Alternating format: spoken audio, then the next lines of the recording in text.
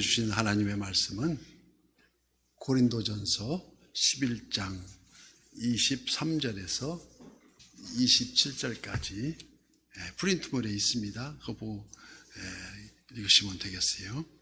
교독하고 마지막 절은 합독합니다. 내가 너희에게 전한 것은 주께 받은 것이니 곧 주 예수께서 잡히시던 밤에 떡을 가지사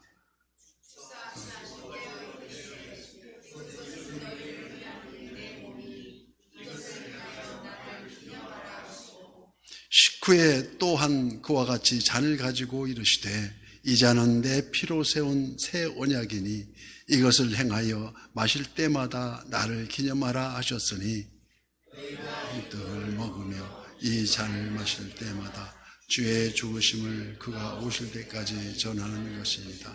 다 함께요. 그러므로 누구든지 주의 떡이나 잔을 합당하지 않게 먹고 마시는 자는 주의 몸과 피를 대하여 죄를 짓는다. 아멘. 오늘도 오예배에 찾아주신 우리 성도님 모두에게 여호와 샬롬 지키시는 하나님의 평강과 풍성한 은혜를 축복합니다. 성찬, 오늘은 제14과 성찬에 대한 말씀인데 주의 만찬이라고도 합니다. 예수님께서 그의 제자들과 공생의 마지막 날 밤에 최후의 만찬을 가지시며 우리가 지난 주일 살펴봤던 13과 세례 말아서 죄 씻음 깨끗게 하심을 상징하듯이 이 성찬식에는 눈으로 볼 수 있는 그리고 만질 수도 있는 우리가 그 도구를 사용하고 맛으로 느낄 수 있는 상징물을 사용합니다. 떡과 잔을 가지고 이런 세례나 성찬을 통해서 우리가 이런 기억하기 위해서 더 많이 믿음으로 더욱 강건해지고 우리 예수 그리스도의 구원하심이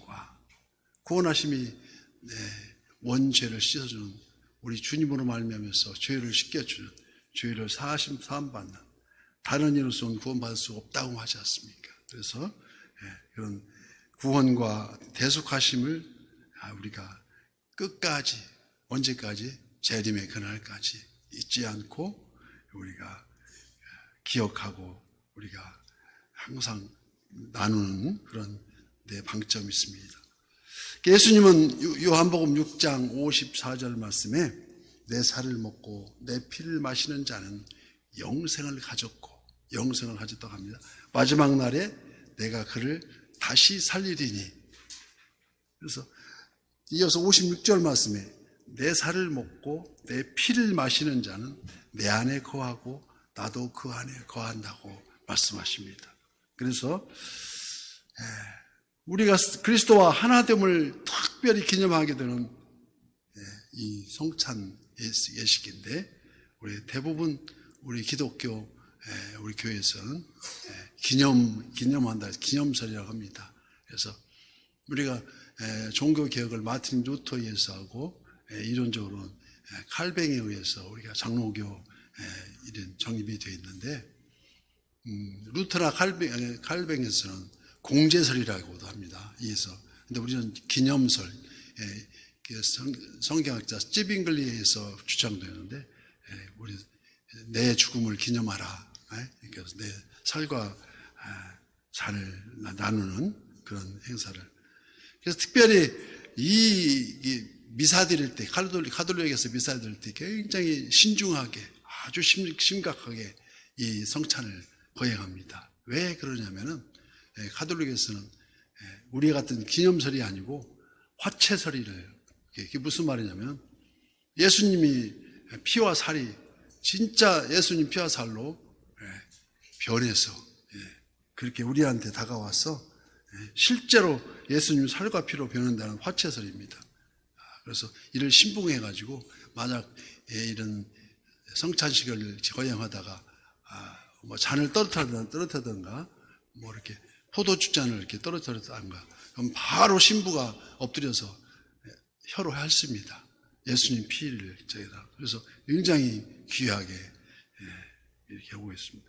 그래서 그거 말고도 그 가톨릭에서는 또 아주 또 독특한 게 교황이 일대 교황이 베드로를 잡는데 지금 이제 교황청에서 하는 말은 교황 무오설이라고 해서 오가 하나도 없는 무오설이라 오점이 없는 말씀이라 해서 성경보다 앞서서 교황 무오설을 먼저 칩니다. 그래서 우리 교단은 이제 그런 건 뭐 그렇게 막 아주 반대하지 않는데 그게 그럴 수도 있겠다 하고 이렇게 전하는데 저 총신 쪽에서는 이게 합동 쪽이죠. 합동 쪽에서는 미신이라고 합니다. 그래서 어떻게 그럴 수가 있느냐고. 그래서 우리하고 이해가 다릅니다.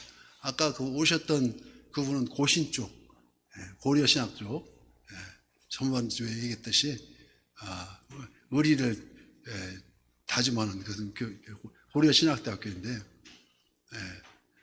우리가 장로교가 언더우드가 신사참배에 손을 들어버린 나중에 이제 우리가 참여를 했지만 감옥 살고 나와서 저런 손드는 사람한테는 상대 안 낸다고 헤어지는 게 바로 고신 쪽입니다. 그래서 우리가 매우 신중하게 미사를 드리는 것을 보아서 근데 지난주에 그 세례에 대해서 한 쉽게 이해하려고 설명했는데 도저히 이해를 못 가가지고 전혀 어렵다고 해서 그래서 많이 제가 반성을 해봤습니다. 왜 이해를 못할까?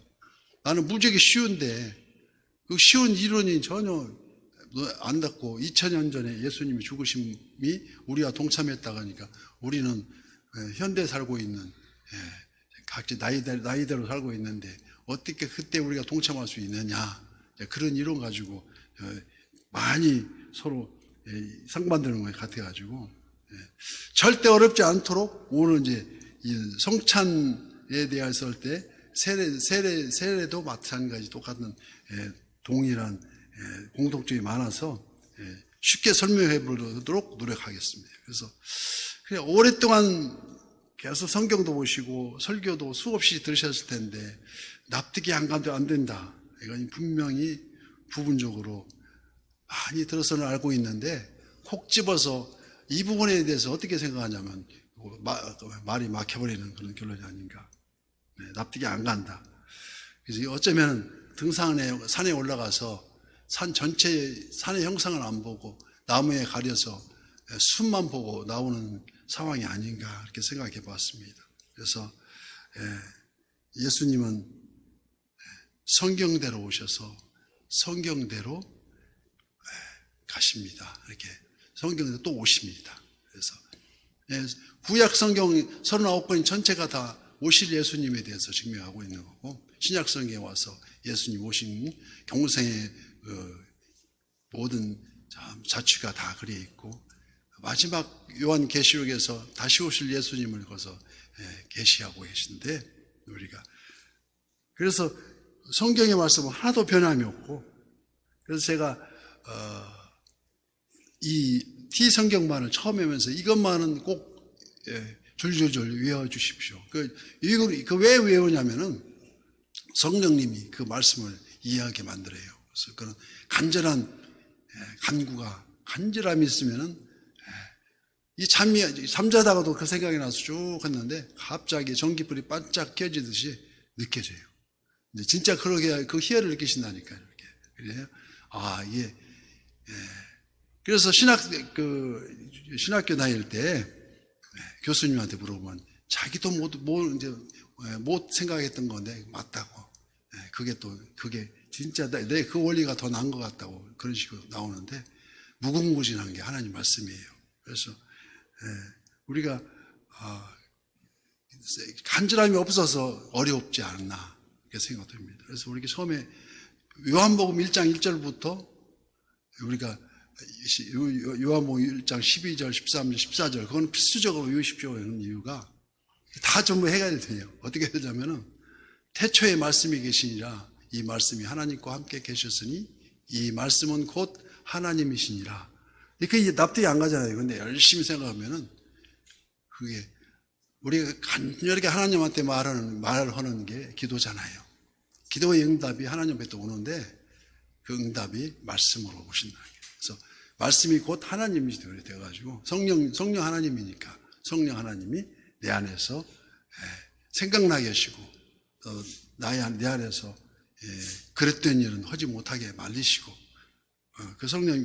그래서 사도행전 10장 43절에 대해서 43절에 그에 대하여 모든 선지자가 증언하되 그를 믿는 사람들이 다 그의 이름을 힘입어 죄 사함을 받는다. 죄 사함이 구원입니다. 죄 사함에서 세례를 주는데 이게 우리가 죄가 있어서 원죄, 날 때부터 부모로부터 받은 죄도, 유산으로 받은 죄도 있고 또 지은 죄도 있고 죄 때문에 우리가 의롭다함을 받을 수가 없다는 것입니다. 그 의롭다함을 받게 하는 게 우리 예수님인데 그 이론이 엄청 쉬운데 그 죄사함이 세례를 통해서 형성화되어야 돼요. 형성화. 이렇게 세례를 줘서 세례 교인으로서 기간 일장 지나서 교육함으로써 그래서 첫째 그 아담의 언약에 불순종한 원죄. 우리 아담이 인류 조상이라고 우리가 성경 말씀 나올 때 그래서 그 원죄 때문에 오리지널 신 때문에 오직 죄 없으신 어린 양 예수 이게 이제 예수가 단번에 드린 십자가에 드린 제물로 되지 않습니까? 그래서 오직 죄 없으신 어린 양 예수가 단번에 드린 갈보리 십자가 보혈의 공로로 단번에 막힌 다음에 그 휘장이 찢겨 내려가고 그래서 이를 위해서 본디오 빌라도에게 고난을 받아 십자가에 못 박혀 죽으시고 장사된 지 사흘 만에 죽은 자 가운데서 다시 살아났습니다. 이 부활로 그때 당시에 일어났어요. 부활이 이게 무슨 부활이냐? 우리를 살리기 위한 부활이 죽음을 깨트린 부활이라는 거예요. 그걸 생각하면 생각할수록 예수님 십자가 형상만 봐도 그 감격해서 눈물이 핑크 돌 정도로 감사해서 그저 십자가 앞에서 기도하면 성령님이 인도해 주시고 그런 일이 벌어진다는 것입니다. 그래서 내 살을 먹고 내 피를 마시는 자는 내 안에 거하고 나도 그 안에 거하나니 분명 예수님은 지금 우리 곁에 살아계신다는 것입니다. 부활하셨으니까요. 하나님 우편에 앉아 계신다. 2000년 전에 누구를 위해서? 우리를 위해서 지금 인류 앞으로 언제까지? 재림 오실 때까지 산자와 죽은 자를 심판하러 오시는데 좀 너무 전부 대부분 다 지옥으로 가야 되고 우리 천국에 갈 사람이 너무 적으니까 내 혼자 묵상해 본 거예요. 그래서 얼마나 안타까우실까. 그래서 예수님은 미리 예비한 세례 요한의 광야에서 외치는 소리가 회개하라 천국이 가까이 왔느니라. 세례 요한이 먼저 그렇게 했어요. 그거는 죄 씻음을 위한 세례를 받으라는 소리고 예수님이 진짜로 오셔서 요단강 땅에 오셔서 세례 요한한테 다가오니까 나는 신들면서 받들지 못할 그런 처지인데 제가 어떻게 세례를 주냐고. 아니다. 이건 내 백성을 위해서 하나님 영광을 위해서 해라 해서 그 죄 없으신 분이 세례를까지 받으십니다. 그게 누구를 위해서? 나 자신을 위해서, 나 자신을 용서해 주기 위해서. 그래서 세례 받을 때 하늘에서 음성이 들리지 않습니까? 이는 내 사랑하는 아들이라 내가 기뻐하노라고. 근데 성부 하나님이 음성이 들리고 성자 예수님이 세례를 지금 받고 있고 성령이 비둘기같이 임하는 성부, 성자, 성령 삼위일체 하나님이 당시 그 자리에 임하는 상황이 벌어지는 겁니다. 그래서 우리가 제 일성이 회개하라 천국이 가까이 왔느냐. 왜 예수님이 제 첫 설교도 그 내용이었었고 그래서 지난주에 무릇 그리스도 예수와 합하여 세례를 받은 우리는 그의 죽으심과 합하여 세례를 받은 줄 알지 못하느냐. 그러므로 우리가 그의 죽으심과 합하여 세례를 받음으로 그와 함께 장사되었나니 우리를 위해서 돌아가신 게 바로 우리 죄를 장사된다. 바로 그 자리 그 말과 똑같은 일. 죽으심 합하여 세례를 받음으로 그와 함께 장사되었나니 이는 아버지의 영광으로 말미암아 그리스도를 죽은 자 가운데서 살리심과 같이 똑같이 부활하시게 것 같이 또한 새 생명 가운데 행하게 하려 하십니다. 그래서 우리가 이전 것은 지나갔으니 새로운 피조물이 됐다는 것, 바로 우리가 새 사람으로 새 힘을 입고 옛사람은 죽었다는 것입니다. 그런데 자꾸 옛사람이 되살아나는 것은 사탄 마귀가 유혹하고 이 세상이 지금 그 마귀와 살찌는 세상이고 틈만 있으면 배고파서 우는 사자같이 틈타고 틈을 노리고 있는 게 마귀, 사탄 마귀입니다. 그래서 여기서 죽으시면 바로 죄에 대한 죽음이고 대속의 은혜요. 새 생명 가운데 행함은 언제까지입니까? 예수님 오실 때, 재림할 때, 그날 산자와 죽은 자를 진짜 심판하시고 천군 천사와 함께 오셔서 과거의 죄를 씻고 시공간을 초월한 지금도 살아계신 예수님의 죽으심과 합하여 부활에 동참하는 고백이 바로 세례라고 할 수 있겠습니다. 그런데도 이 험악한 세상에서 감각까지 무뎌지고 내가 원하는 바 선을 행하지 아니하고 도리어 원하지 아니하는 바 악을 행하는도다고 바울 사도가 말합니다. 그래서 자기는 매일 죽는다고 합니다. 죄를 지니까 나 오늘 또 죽었네. 그 용서를 빌었는데 또 그 다음날 아침에 그 다음날 지내고 보면 죄를 지고 있다는 것입니다. 그래서 우리가 기도할 때마다 항상 자기의 고백이 자기 죄를 사하준 고백이 먼저 이루어집니다. 하나님, 내 기도하는 방법이 말씀드리지 않습니까? 하나님 감사합니다. 용서해 주세요. 간구합니다. 예수님 이름으로 기도합니다. 아멘. 그래서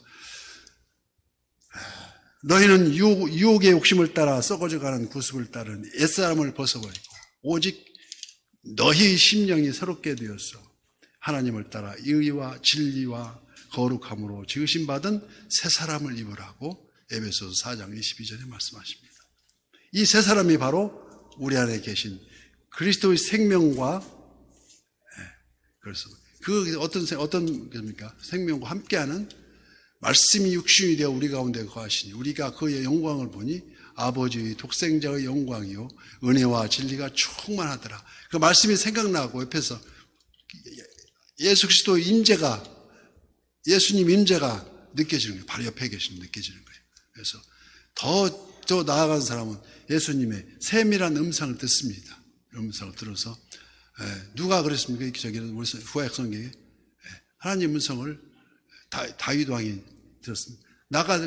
전쟁에 나갈까요? 나가면 백전백승입니다. 나가지 말라면 안 가고 그럼 가만히 있는 거고. 바로 이 그리스도의 생명 가운데 이 성차, 오늘 얘기할 성차는 세상과 교회를 구별을 되게 하는 의식. 바로 23절 말씀에 내가 너희에게 전한 것은 주께 받은 것이니 곧 주 예수께서 잡히시던 밤에 떡을 가지사 주님께서 최후 6월절 만찬 석상에서 성찬을 제정하시고 이것을 행하여 나를 기념하라 하신 우리 주님의 분부에 따라서 오늘 모든 교회가 이를 준수하고 있다는 것을 이 성찬은 우리 기독교만의 특유의 의식임을 알아야 됩니다. 죄인들에 의해서 죄인들을 위해 십자가 제단에 자기 몸을 바치신 주님의 구속사역을 기념하고 있는 이 예시. 성찬은 주님의 몸과 피로 나누어진 의식이라 몸과 피를 그래서 몸을 지키시고 피를 다 쏟으신 그래서 지금도 그 보혈의 능력이 선교의 현장에서 또 우리 일선의 교회 안에서도 특히 최근에 조인규 목사님이 선교 나갈 때마다 안전뱅이를 이렇게 세우고 눈먼 자를 눈에 보게 하고 비일비재합니다. 그때 제가 무역하고 왔다 갔다 할 때인데 대통령 이름 모르는데 조영기 목사 이름 알아요. 내가 코리아에서 왔다 가니까 조영기 목사 아냐 하고 물어보더라고요. 그래서 그때 대통령이 전두환 때 이렇게 그때였는데 전두환 몰라요. 그래서 본문 24절에 말씀에 축사하시고 떼어서 이르실 때 이것은 너희를 위하는 내 몸이니 이것을 행하여 나를 기념하라 하시고 식후에 또한 그와 같이 잔을 가지시고 이르시되 이 잔은 내 피로 세운 새 언약이니 이것을 행하여 마실 때마다 나를 기념하라 하셨으니. 성찬은 성도가 새 언약 백성이 되었음을 인정하는 의식입니다. 아주 엄중하게 해야 되고 굉장히 중요한 저예요. 그래서 우리가 어떻게 새 언약 백성이 되었는가를 곰곰이 생각하고 묵상하고 이루어야 됩니다. 우리가 왜 언약 백성이 되었습니까? 주님의 몸을 다 찢기시고 피를 다 쏟던 단번에 드린 하나님께 드린 휘장을 찢으신 제사장만 1년에 그것도 한 번씩만 들어가던 휘장을 다 찢으시고 언제든지 와서 나를 만나러 가시니 주님이 끝까지 지상 명령이 그러지 않습니까? 너희는 가서 모든 민족을 제자로 삼아 아버지와 아들과 성령의 이름으로 세례를 베풀고 내가 너희에게 분부한 모든 것을 가르쳐 지키게 하라. 볼지어다 내가 세상 끝날까지 너희와 항상 함께 하리라. 지금도 함께 하신다는 겁니다. 눈에 안 보이지만 이게 구약 시대에는 여호와가 뜻이 여호와, 그건 뭐 야훼라 그러는데 여호와 똑같은 눈에는 안 보이지만 옆에서 역사하시는 여호와 하나님. 그래서 성찬은 이제까지 나 위주로 살아왔던 그 인생이 그리스도 중심으로 그리스도를 위한 인생으로 전환하는 새 언약의 증표라 할 수 있습니다. 그래서 우리가 남남끼리 요즘에 이미자 노래가 부른 타인이 새로 그 남자 가수가 성악하던 남자 가수가 한 분에서 타인을 부르는데 남남끼리 우리는 타인으로 만나서 부부가 됩니다. 그래서 독일의 본회퍼는 아주 유명한 말을 남깁니다. 혼인이 언약을 보존하는 것이 아니요 언약이 혼인을 보존하는 것이다. 이건 명언이라고 합니다. 어떻게 생각하면 생각할수록 우리가 생각할 때는 혼인해서 살다 보니 그렇게 살다 보니 언약을 유지하는 게 아니냐 생각하지만 사실 그 반대라는 것입니다. 어떻게 반대입니까?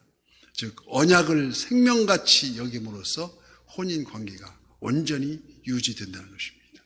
바로 이 언약은 바로 그리스도의 말씀입니다. 말씀이 육신이 우리 가운데 거하시니 그의 영광이 아버지 독생의 영광이요 은혜와 진리가 충만한다는 것. 나중에 결론적으로 그것을 겁니다. 성찬은 바로 이러한 약속입니다. 갈보리 십자가 보혈 창에 찢긴 몸을 그 매개로 해서 하나님께서 나와 관계를 맺으시고 우리는 주님의 떡을 땜으로써 잔을 마심으로써 그 은혜를 새기고 또 되새기는 것입니다. 그래서 마태복음 26장 28절 이것은 죄사함을 얻게 하려고 많은 사람들을 위하여 흘리는 나의 피, 곧 언약의 피니라고 말씀하십니다. 그래서 27절 말씀에 그러므로 누구든지 중요한 말씀입니다. 이제 얼마 안 남았습니다. 그러므로 누구든지 주의 떡이나 잔을 합당하지 않게 먹고 마시는 자는 주의 몸과 피에 대하여 죄를 짓는 것이라. 함부로 오는 게 아니에요. 실제적으로 제가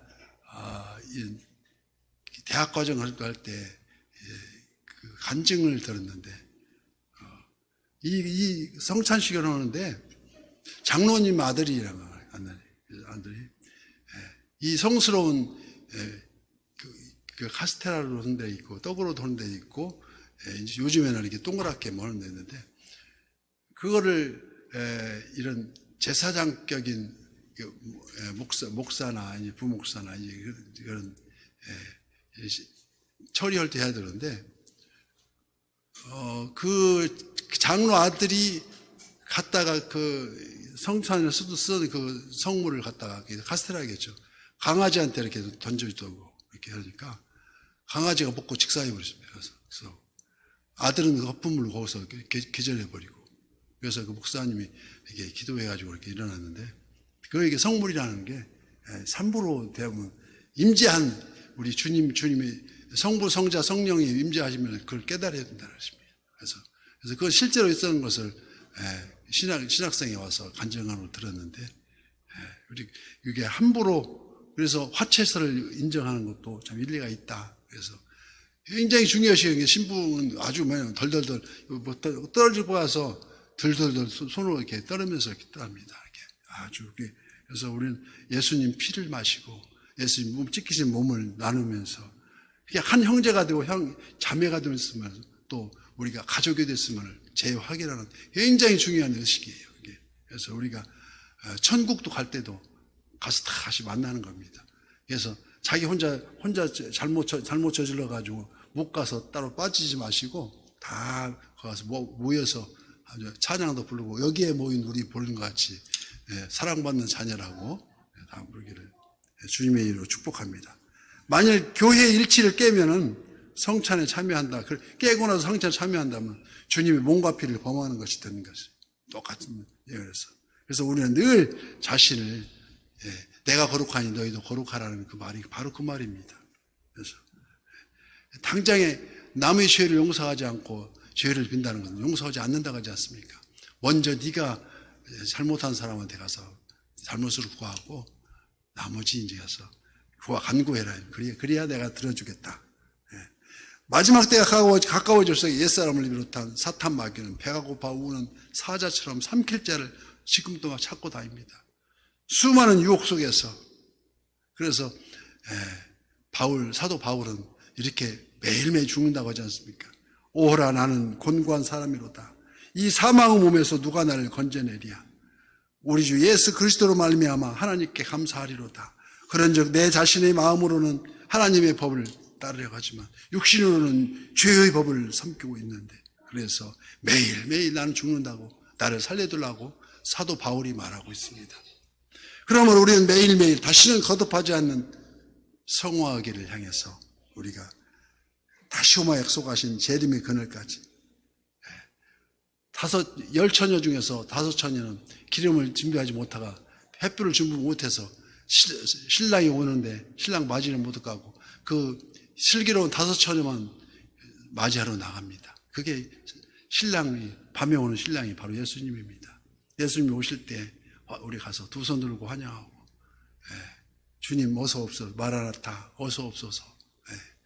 우리가 다 함께 우리가 천국 백성에서 그 천국 화원에서 우리 같이 똑같이 찬양하면서 근데 그 천국에서 이런 줄다리기 할 때 이렇게 쭉 이렇게 그네 타고 같이 이게 그네 고무줄 타고 이렇게 오는데 천국에 올라가려고 했는데 계속 덜렁덜렁 매달아서 못 올라가고 있는 목사님이 계시더래요. 평상시 자기 담임 목사님이 딴 사람은 다 올라가는데 반절 올라갔다 떨어지고 반절 떨어지고 그런 사람 되지 않고 다 똑같이 천국에서 만나는 우리 모두가 되시기를 예수님 이름으로 축복합니다.